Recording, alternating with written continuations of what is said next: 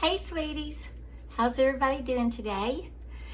Welcome back to Love Out Loud with Lisa. I'm so glad you're here today.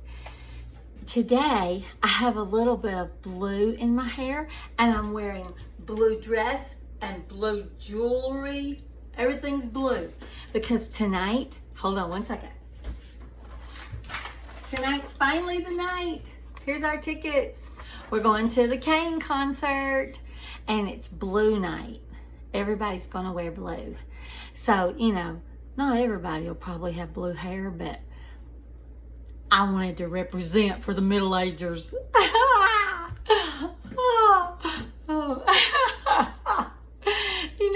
At least, I'm not even making this up. As most of you know that follow me, I don't hardly have any hair. These are all like pretend.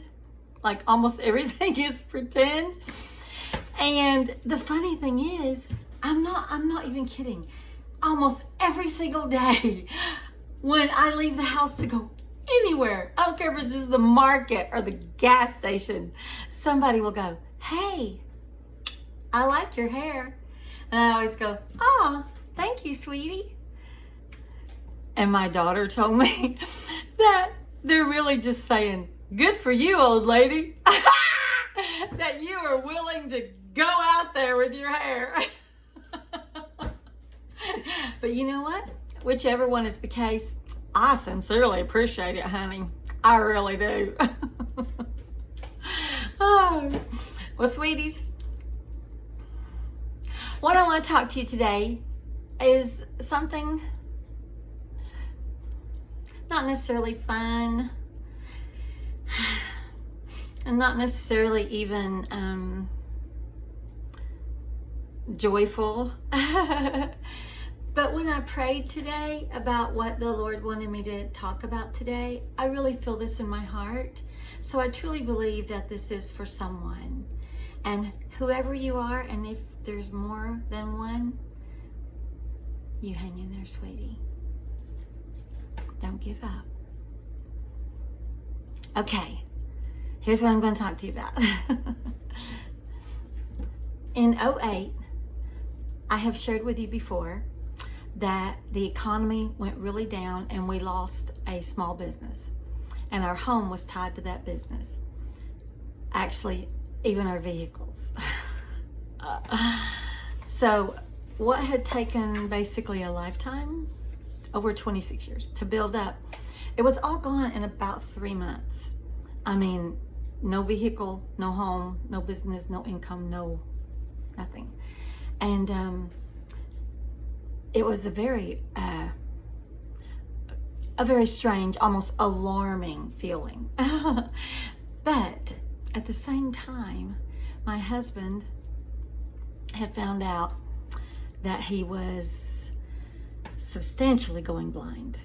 He's been going blind since he was 11, but in 2008, he lost a tremendous amount in a shorter period of time, and had to retire early, knew he would never drive a car again. It was just too much. It was so much. And I'm obviously do not understand from the man's perspective, but he's a wonderful man. And when suddenly that man feels robbed of everything that he's ever worked for, built, even his ego, like driving a car or anything. It was a little too much for a little while. And he went into a really, really dark place. And he eventually had to go to a wonderful private facility for a little while and just kind of heal. It was just a really, really, really hard time for him. Sweeties, it's easy to be a great wife when everything's at least okay. But it's a real privilege to be a great wife when everything is really kind of horrible. And your husband can't help it. And he needs you now more than ever. Our daughter was having major surgery the next day. Our son had left for college in Chicago 4 weeks previous on the day that my husband considered taking his life. We found him through his phone, and thankfully he was able to obviously be, taken somewhere to get the help that he needed, just to find a way out. I've always said, if you need help, you go get it, sweetie. But what I want to talk to you about is me. Is the wife and or partner that's on the other side.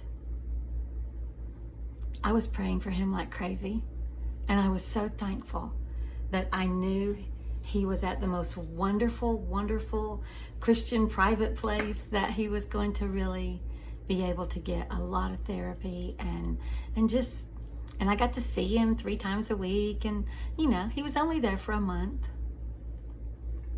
But remember, I said my daughter was having major surgery in Atlanta, and we lived in Chattanooga. The next day, my son's only been gone for 4 weeks. I'm already getting bills. I thought everything was fine.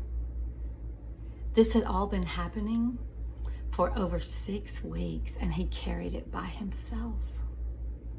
I didn't even realize things were that bad. When I found out was in his letter where he thought he might be going to leave. I was evicted the next day. I had nowhere to go. I had to go to Atlanta for a major surgery so my daughter wouldn't go blind. I don't know that I've ever felt that alone in my entire life, before or since. But you know what, sweeties? I have never, ever had the Lord be more faithful to me than he was in the first, especially about 5 days. I didn't know what to do. I had a 5,000 square foot house full of furniture that I had spent practically a lifetime finding at the perfect little thrift shop. Every little corner was special to me. I wasn't going to sell it for $10 or $20 or... So I called the maintenance men at my school. One of them who was like my brother. And these precious, precious maintenance men, I told them, I said, you come the next day. I said, you meet me there in 3 days.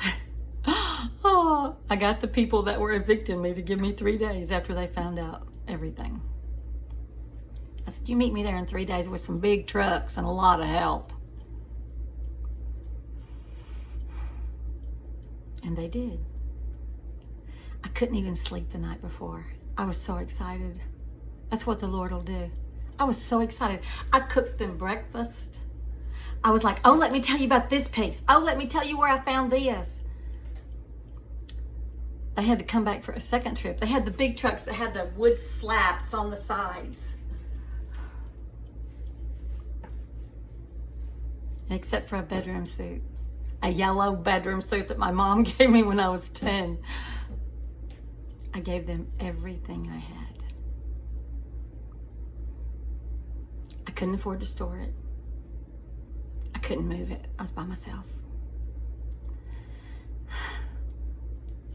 It was wonderful.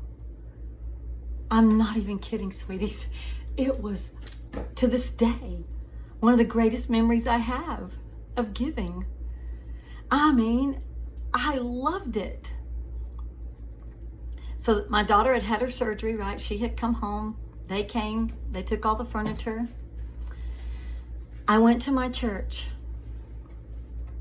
Bayside Baptist, and I asked Brother Eric, who barely knew me really, if they could help me for 90 days. And I found a little 2-bedroom place, and they paid my rent for the first 3 months and my electric bill.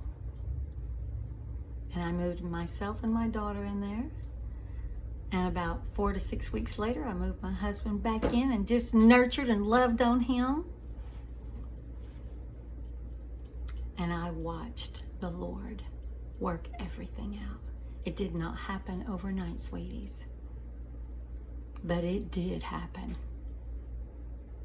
You have got to let him help you when things are almost catastrophic and so over your head, darling. I am not kidding. I am living proof of what he will do. Let him help you, sweeties. Let him help you. Now we live in a trailer park. We're happier than we've ever been. And that was obviously a long time ago now. And I'm so thankful for how far the Lord has brought us.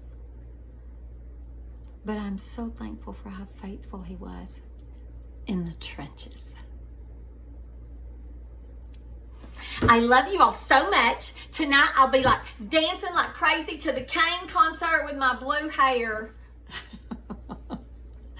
Just go be happy, sweeties.